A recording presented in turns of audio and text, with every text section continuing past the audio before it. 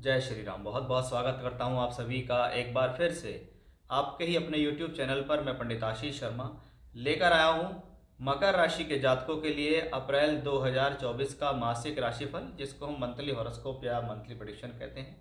और ये राशिफल आपकी राशि पर आधारित है। लग्न राशि कभी नहीं होती, लग्न को लग्न ही कहते हैं, राशि को राशि कहते हैं। ठीक है, इसलिए लोगों में बड़ा कन्फ्यूज़न होता है कि लग्न राशि के आधार पर है या चंद्र राशि। जितना भी यूट्यूब पर गोचर डाला जाता है वो राशि के आधार पर ही है, लगन के आधार पर नहीं होता। लगन के आधार पर कुंडली होती है, वर्ग कुंडली होती है और दशाएं होती हैं। सभी लोगों की कुंडली हमारे पास नहीं होती, इसलिए सिर्फ हम गोचर की चर्चा करते हैं।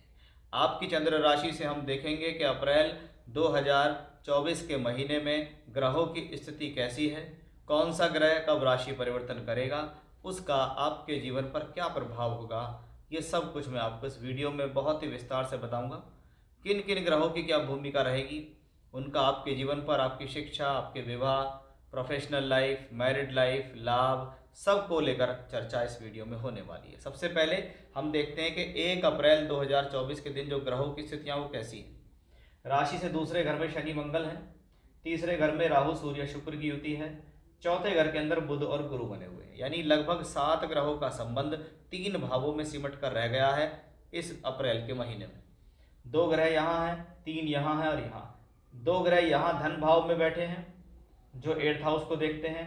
3 ग्रह यहाँ 3rd हाउस में बैठे हैं जो भाग्य स्थान को देखते हैं। 2 ग्रह यहाँ चौथे भाव में बैठे हैं जो कर्म भाव को देखते हैं। यानी जिस भाव में ग्रह बैठता है और जहाँ देखता है उनसे संबंधित घटनाएं जो इस दौरान ज़्यादा होती हैं। सबसे पहले शनि मंगल के योग को समझिए कि शनि मंगल का योग क्या कहता है इस महीने। शनि आपकी राशि और धन दोनों के मालिक हैं, इसलिए दोनों जगह के 50-50% उनको देने हैं।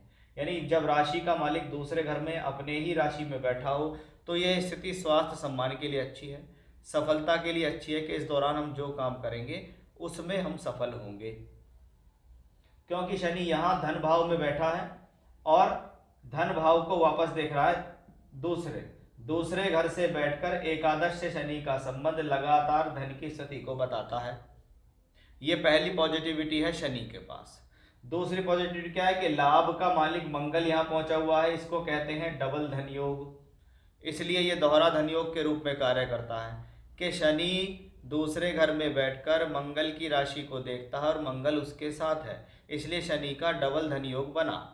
शनि ने एकादश भाव से संबंध दोहरे तौर पे बनाया, क्योंकि मंगल की भूमिका देखिए कि शनि ने मंगल की राशि को देखा और मंगल उसके साथ है, तो शनि ने मंगल की फिर इस वाली राशि पर भी तीसरी दृष्टि डाली और फिर मंगल यहाँ है। यानी भूमि, जमीन, जायदाद, प्रॉपर्टी से संबंधित स्थितियों से के लिए ये महीना शुभकारी है। इनसे संबंधित लाभ, इनको खरीदना, बेचना, इनसे संबंधित कोई प्रॉफिट होना या आपका ऐसा ही कोई काम है तो आपको लाभ मिलेगा।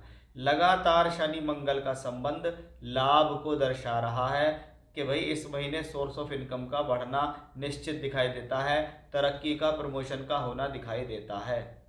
अब शनि 6 अप्रैल को नक्षत्र परिवर्तन करके बृहस्पति के नक्षत्र में आएंगे और बृहस्पति भी चौथे घर में। शनि ने देखा चौथे घर को, शनि ने देखा मंगल की राशि को और शनि ने फिर देख लिया बृहस्पति को, यानी बृहस्पति से भी संबंध बना। फिर 4th हाउस, चौथे घर में भी बुध है, फिर 4th हाउस, यानी कहीं ना कहीं आप देखिए दूसरा घर, चौथा घर और 11वां घर। दूसरा घर पैसे को इकट्ठा करने का, धन संचय का, कुटुंब का, परिवार का। एकादश भाव लाभ का, प्रगति का, उन्नति का, प्रमोशन का। तो चौथा घर भूमि, जमीन, जायदाद, प्रॉपर्टी का। तो यही गुरु बुध की युति आपके लिए बेहद खास है, क्योंकि शनि मंगल से उसका पूरा संबंध बना है। यानी ये महीना सफलता के लिए है, स्वास्थ्य के लिए अच्छा है। अब बुध ग्रह 9 अप्रैल को यहां से राशि परिवर्तन करेंगे। कौन है बुध ग्रह? आपकी राशि से छठे घर और भाग्य के मालिक वापस वक्री होंगे, राहु केतु अक्ष पे आएंगे और नीच के हो जाएंगे। इसलिए ये बुध ग्रह की स्थिति आपके लिए बहुत ज़्यादा सकारात्मक तो नहीं कह सकता, क्योंकि भाग्य है, भाग्य का मालिक नीच का हो जाएगा। तो कहेंगे भाई भाग्य बनाने के लिए थोड़ा संघर्ष ज़्यादा करना होगा, भाग्य बनाने के लिए थोड़ी मेहनत ज़्यादा होगी, कब? 9 अप्रैल के बाद, क्योंकि आपके ही भाग्य का मालिक नीच का हो जाएगा वक्री होकर राहु केतु अक्ष में। तो ये थोड़ी सी चिंता इस महीने दिखाई दी। अब त्रिग्रही योग जो सूर्य राहु शुक्र से बनता है, हमने देखा कि पंचम भाव और दशम भाव की जिम्मेदारी शुक्र ग्रह को मिली है और वो शुक्र ग्रह तीसरे घर में उच्च का हो गया। पंचम का मालिक उच्च का है तो शिक्षा करने के लिए यात्रा जो करेंगे उसमें फायदा मिलेगा। पंचम का मालिक उच्च का है, इसका मतलब ये स्थिति एजुकेशनली अच्छी हुई।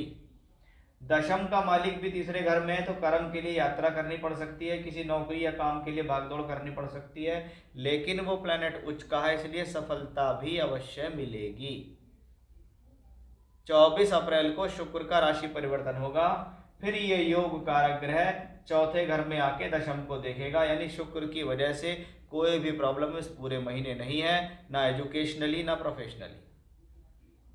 13 अप्रैल को सूर्य यहां से निकलकर उच्च के होकर पहुंच जाएंगे चौथे घर में। फिर से चौथे घर में ग्रह आ गया है, चौथे घर में बुध गुरु, चौथे घर में उच्च का सूर्य, चौथे ही घर में शुक्र आएगा, चौथे ही घर से शनि मंगल का संबंध भी बना, इसलिए इस महीने 4th हाउस रिलेटेड घटनाएं ज्यादा घटेंगी।